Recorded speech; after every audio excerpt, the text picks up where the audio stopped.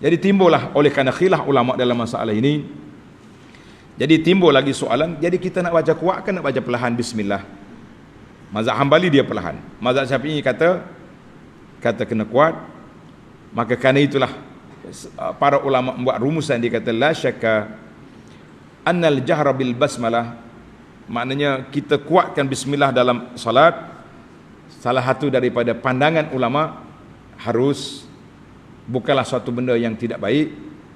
Walakin fi aktsari salati, tapi kebanyakan solat Nabi sallallahu alaihi wasallam yang dinukilkan oleh para sahabat, lam yajhar biha, Nabi kita baca perlahan. Nabi kita baca perlahan. Sebagaimana kata Anas radhiyallahu anhu, dia kata annan nabiyya sallallahu alaihi wasallam wa Abu Bakrin wa Umar kanu yaftatihuna as-salat bi alhamdulillahi rabbil alamin. Mana Nabi kita bila salat, ini riwayat Anas. Anas duduk belakang Nabi.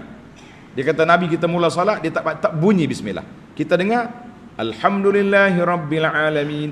Itu menunjukkan dia perlahankan bismillah sirran. Hadzal hadis rawahul Bukhari. Dalam riwayat Ahmad kata wa kanu la yajharuna bi bismillahirrahmanirrahim. Maka itu pandangan yang pertama.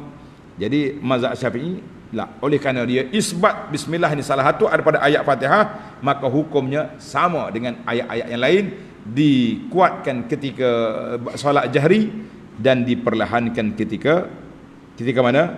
Ketika kita perlahan. Maka kita kata, kita tengoklah kepada suasana. Manakala kita jadi imam di tempat orang yang semuanya mazhab Syafi'i, kuatkanlah. Cuma bolehlah sekali-sekala diperlahankan supaya masyarakat tahu bahawa perkara ini khilaf. Perlahan bukan makna tak baca. Perlahan bukan makna tak baca, tapi perlahan dengan makna kita baca secara perlahan.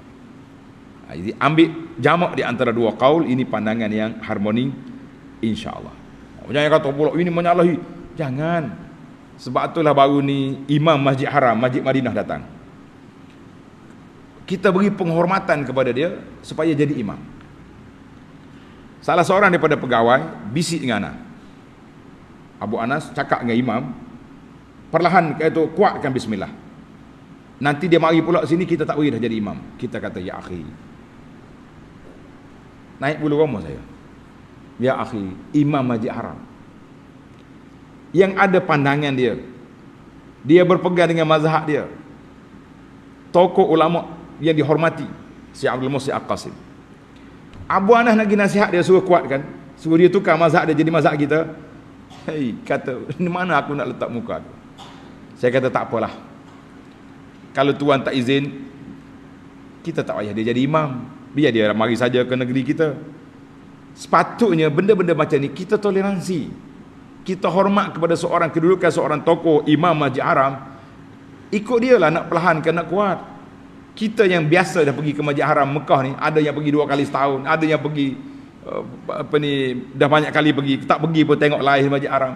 Boleh je kita terima, tapi kenapa pegawai-pegawai masih lagi sempit dada sampai mereka nak suruh kita bagi tahu pada imam, kalau tak kuat mungkin tak boleh solat. Kita kata saya tak akan beritahu, terpulanglah pada pihak tuan, nak suruh dia nak jadi imam, kata jadi imam, fadal, ana tak akan beritahu.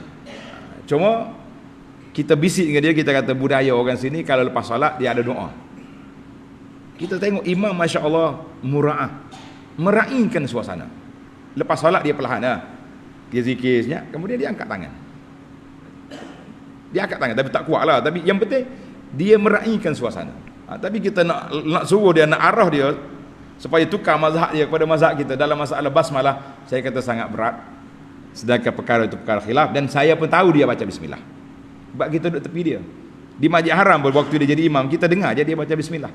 Nah, jadi kita kata para jemaah, lapangkan dada, cerahkan pemikiran. Dunia ni sangat luas tapi sudah sempit dengan adanya internet, ada kita boleh nampak di Masjid Haram, di masjid apa. Karena itulah waktu ana kuliah, tajuk kita kitab musalli dulu dalam radio IKM di Masjid Negara, kita ajar kunut subuh ni supaya kita nyatakan mazhab, supaya masyarakat bila pergi tempat orang tak kunut, lapang dada, tenang fikiran. Tak adalah siapa mereka nak boikot solat subuh di Masjid Haram. Kenapa? Sebab imam tak baca kunut. Ada Tak pergi subuh. Maya bilik les, imam tak ajar kunut. Kita kata kunut bukannya rukun. Kalau tak baca pun sah salat. Jadi perlu sangat.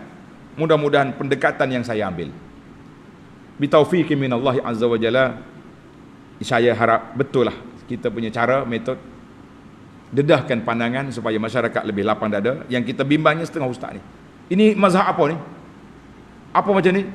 Mazhab apa? Mazhab Islam muktabar semua, mazhab 4. Kenapa main mazhab apa? Tak, kita tu sempit, lapangkan dada lah, cerahkan pemikiran. Mudah-mudahan kita dapat taufik daripada Allah azza wa jalla.